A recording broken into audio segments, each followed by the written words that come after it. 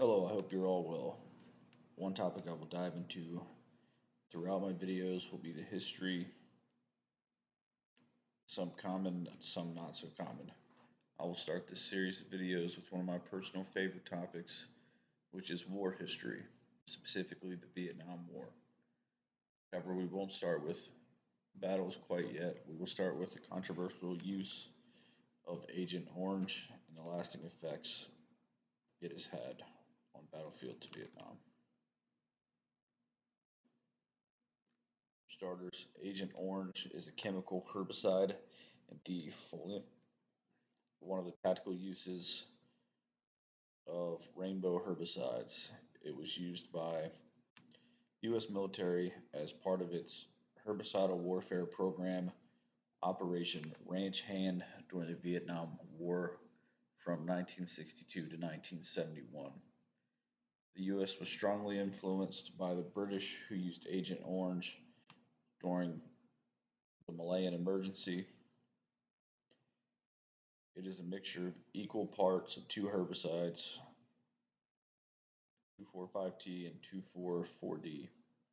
Agent Orange was produced in the United States beginning in the late 1940s and was used in industrial agriculture and was also sprayed along roadsides, power lines to control undergrowth and forest.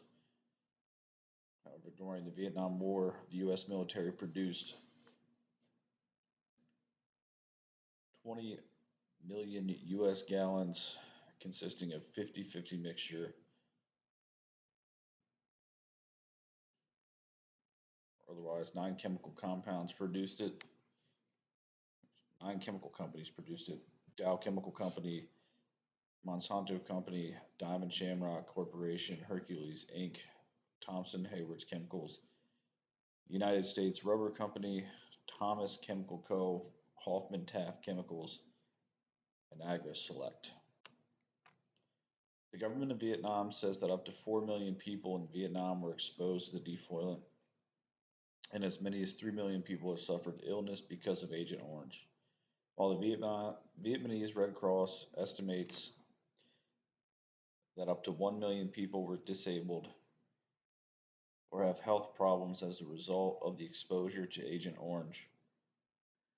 While the United States government has described these figures as unreliable, it has documented cases of leukemia, Hodgkin's lymphoma, and various kinds of cancer in exposed U.S. military veterans. The U.S. government has not conclusively found either a causal relationship or plausible biological carcinogenic mechanisms for cancer. An epidemiological study done by the Center of Disease Control and Prevention shows that there was an increase in rates of birth defects of children of the military personnel who were exposed to Agent Orange. The science on the casualty between the science on the causality between exposure and health problems remains incomplete. Agent Orange has also caused enormous environmental damage in Vietnam. Over 3.1 million or 7.7 million acres of forests were defoliated. Defoliants eroded tree cover,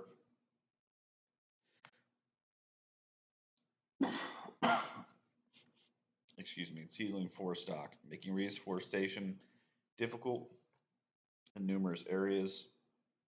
Animal species diversity is sharply reduced in contrast with the unsprayed areas. The environmental destruction caused by the defoliation has been described by Swedish Prime Minister Olof Palme, lawyers, historians, and other academics as ecocide. The use of Agent Orange in Vietnam resulted in numerous legal actions in the United States, ratified United Nations General Assembly Resolution 3172 and the Environmental Modification Convention. Lawsuits filed on behalf of both U.S. and Vietnamese veterans sought compensation for damages. Agent Orange was first used by British Commonwealth forces in Malaya during the Malayan Emergency. It was also used by the U.S. military in Laos and Cambodia during the Vietnam War because forests near the border with Vietnam were used by the Viet Cong.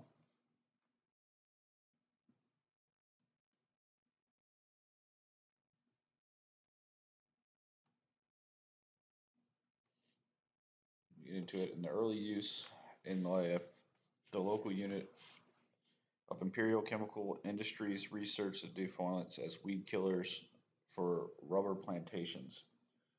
Roadside ambushes by the Malayan National Liberation Army were a danger to the British Commonwealth forces during the Malayan Emergency. After the Emergency ended in 1960, the U.S. considered the British president precedent in deciding that the use of defoliants was legal tactic of warfare. Secretary of State Dean Rusk advised President John F. Kennedy that the British had established a precedent of warfare with herbicides in Malaya. The use in Vietnam War.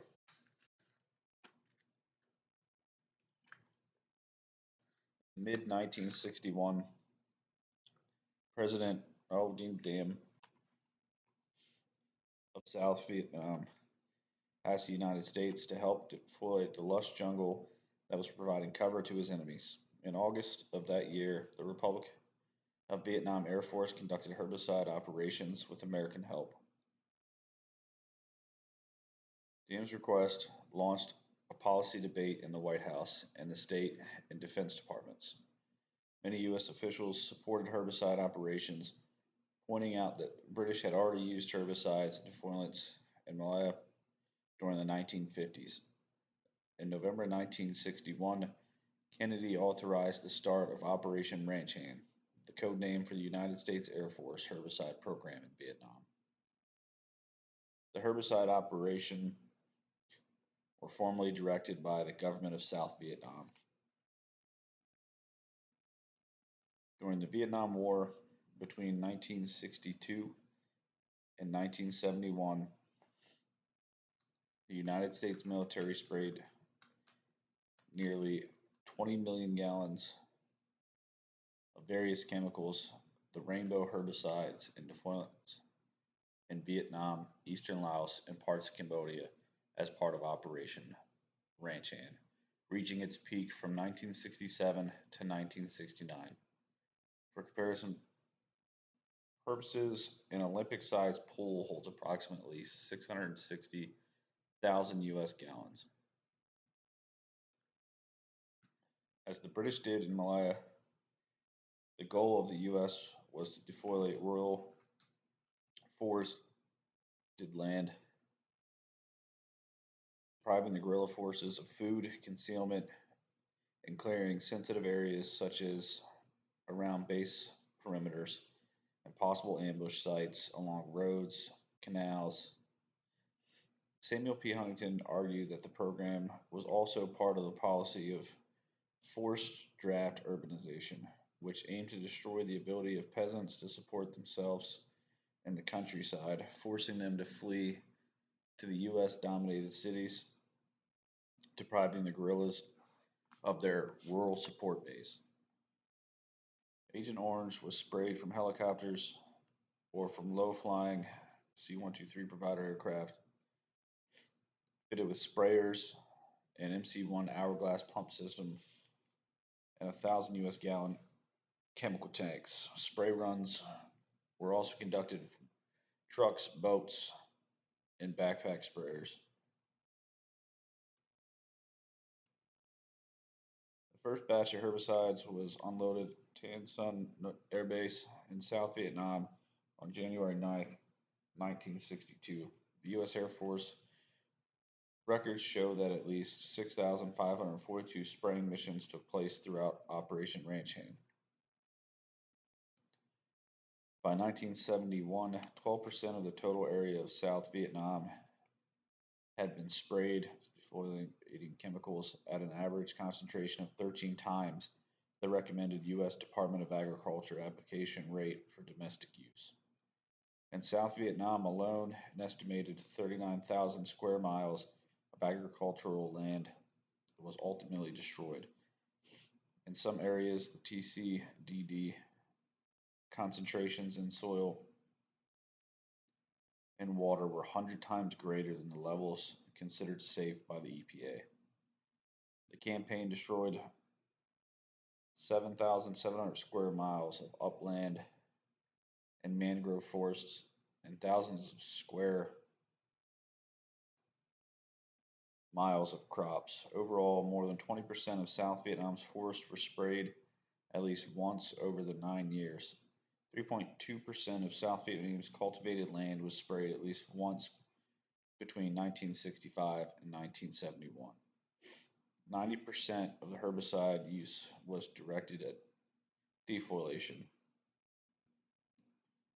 The U.S. military began targeting food crops in October 1962, primarily using Agent Blue. The American public was not made aware of the crop destruction programs until 1965, and it was then believed that the crop spraying had begun that spring. In 1965, 42% of all herbicide spraying was dedicated to food crops. In 1965, members of the U.S. Congress were told crop destruction is understood to be more important purpose, but the emphasis is usually given to the jungle defoliation and public mention of the program. The first official acknowledgement of the programs came from the State Department in March 1966. When crops were destroyed, the Viet Cong could compensate for the loss of food by confiscating more food from the local villages. Some military personnel reported being told they were destroying crops used to feed guerrillas, only to later discover that most destroyed food was actually produced to support local civilian population. Will Verre wrote in 1977 that ecologist Arthur H. Westing, during a 1969 visit to Quang Nam province, had been told that 15 crop destruction missions had been approved in the province for 1970. According to Verwe, these missions would have been enough to cover 85% of the crops and croplands in the province and would have caused famine and left hundreds of thousands of people without food or malnourished, although it was unclear if all the approved missions were actually carried out. According to the report by the American Association of Advancement of Science, the herbicide campaign had disrupted the food supply of more than 600,000 people by 1970. Many experts at this time, including plant physiologist and bioethicist Arthur Galston, opposed herbal warfare because of the concerns about the side effects to humans and the environment from indiscriminately spraying the chemical over a wide area. As early as 1966, resolutions were introduced to the United Nations charging that the U.S. was violating the 1925 Geneva Protocol, which regulated the use of chemical and biological weapons in international conflicts. The U.S. defeated most of the resolutions, arguing that Agent Orange was not a chemical or biological weapon, as it was considered a herbicide and defoliant and was used in an effort to destroy plant crops and deprive the enemy of concealment and not meant to target human beings. The U.S. delegation argued that a weapon by definition is any device used to injure, defeat, or destroy living beings, structures, or systems. And Agent Orange did not qualify under that definition. It also argued that if the U.S. were to be charged for using Agent Orange, then the United Kingdoms and Commonwealth nations should be charged since they also used it widely during the Malayan emergencies in 1950. In 1969, the United Kingdom commented on the draft resolution 2603.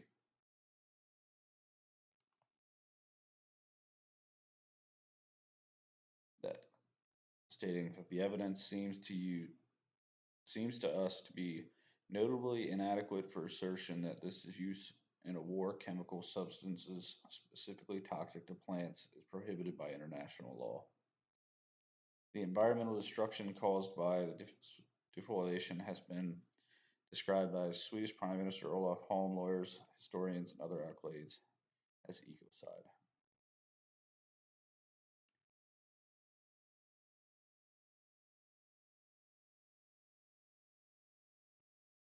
A study carried out by Bionetic Research Laboratories between 1965 and 1968 found malformations in test animals caused by the components of Agent Orange.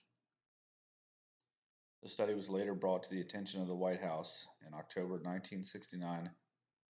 Other studies reported similar results, and the Department of Defense began to reduce herbicide operation. On April 15, 1970, it was announced that the use of Agent Orange was suspended. Two brigades of the Americal Division in the summer of 1970 continued to use Agent Orange for crop destruction in violation of the suspension. An investigation led to disciplinary action against the brigade and division commanders because they had falsified reports to hide its use. Defoliation and crop destruction were completely stopped by June 30th, 1971.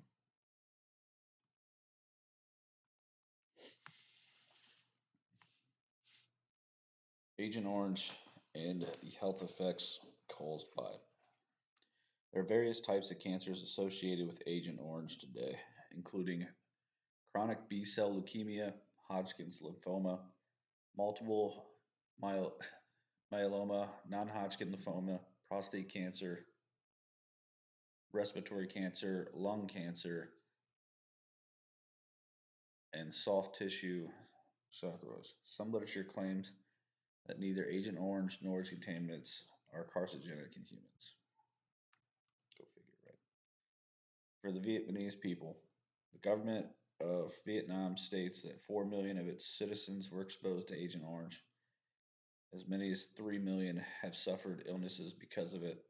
These figures include their children who were exposed, and the Red Cross of Vietnam estimates that up to 1 million people are disabled or have health problems due to Agent Orange contamination.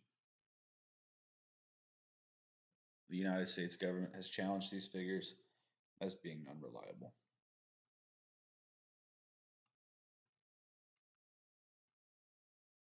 Vietnam veterans. While Vietnam, U.S., and Free World Military Assistance Forces soldiers were told not to worry about Agent Orange and were persuaded that the chemicals were harmless. After returning home, Vietnam veterans from all countries that served began to suspect that their ill health or the instances of their wives having miscarriages or children born with birth defects might be related to Agent Orange and the other toxic herbicides to which they had been exposed in Vietnam. U.S. veterans began to file claims in 1977 to the Department of Veterans Affairs for disability payments for health care for conditions they believed were associated with the exposure of Agent Orange, or more specifically, dioxin, but claims were denied unless they could prove the condition began when they were in the service or within 1 year of their discharge. In order to qualify for compensation, U.S. veterans must have served on or near the perimeters of military bases in Thailand during the Vietnam era, where herbicides were tested and stored outside of Vietnam. Veterans who were crew on the C-123 planes flown after the Vietnam War or were associated with the Department of Defense project to test, dispose of, or store the herbicides. By April 1993, the Department of Veteran Affairs had compensated only 486 victims, although it had received disability claims from 39,419 soldiers who had been exposed to Agent Orange while serving in Vietnam. In November 2004, Zogby International poll of 987 people, 79% of the respondents thought the U.S. chemical companies that produced Agent Orange, the formula, should compensate U.S. soldiers who were affected by the toxic chemical use during Vietnam, and 51% said they supported compensation for Vietnamese agents, Orange victims as well. Not limited to Vietnamese and U.S. soldiers, was also Australian and New Zealand veterans. Several of this official investigations in Australia failed to prove otherwise, even though extant American investigations had already established that defoliants were sprayed at U.S. air bases, including Yan Ho Air Base, where Australian and New Zealand forces first served before being given their own tactical areas of responsibility. Even then, Australian and New Zealand non military and military contributions saw personnel from both countries spread over Vietnam, such as hospitals, Bang Sao, Non, on secondments at various bases, and as flight crew and ground crew for flights into and out of Da Nang Air Base, all areas that were well documented as having been sprayed. It wasn't until a group of Australian veterans produced official military records, maps, mission data as proof that their tactical areas of responsibility controlled by Australian and New Zealand forces in Vietnam had been sprayed with chemicals in the presence of personnel that Australian government was forced to change its stance. Only in 1994 did the Australian government finally admit that it was true that the defoliants had been used in the areas of Vietnam where Australian forces operated, and the effects of these may have been determined to be detrimental to some Vietnam veterans and their children. It was only in 2015 that the official Australian War Memorial accepted rewriting the official history of Australia's involvement in the Vietnam War to acknowledge the Australian soldiers were exposed to defoliants used in Vietnam. New Zealand was even slower to correct its error, with the government going as far as to deny the legitimacy of Australian report in a report called McLeod Report, published by Veterans Affairs New Zealand in 2001, thus infuriating New Zealand veterans and those associated with their cause. In 2006,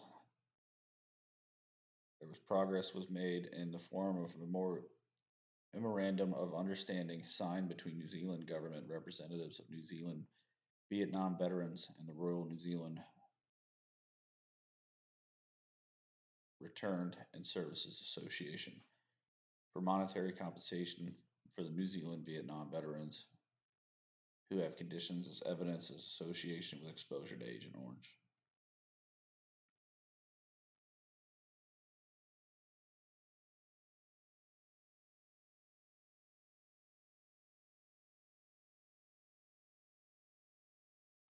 U.S. Public Health Service. Publications by the United States Public Health Service have shown that Vietnam veterans overall have increased rates of cancer, nerve, digestive, skin, and respiratory disorders.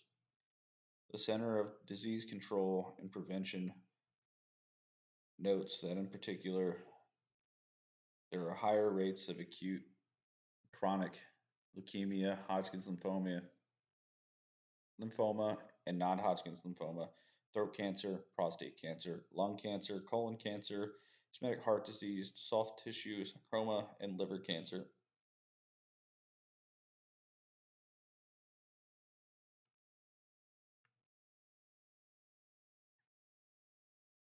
For the ecological impact, about 17.8% of 12,000 square miles of total forested area in Vietnam was sprayed during the war, which disrupted ecological equilibrium. The persistent nature of dioxins, erosions caused by less tree cover, and loss of seeding forest stock meant that reforestation was difficult or impossible in many areas. Many defoliated forest areas were quickly invaded by aggressive pioneer species such as bamboo, and Congan grass, making forest regeneration difficult and unlikely. Animal species diversity was also impacted. In one study, a Harvard biologist found 24 species of birds and 5 species of mammals in the sprayed forest, while in 2 adjacent sections of unsprayed forest, there were respectively 145 and 170 species of birds and 30 and 55 species of mammals.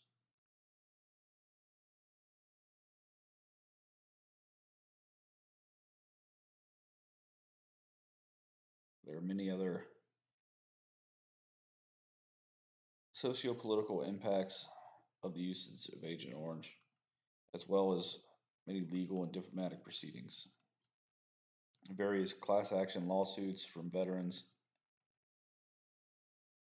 and other veteran representatives and representatives of Vietnam, as stated above.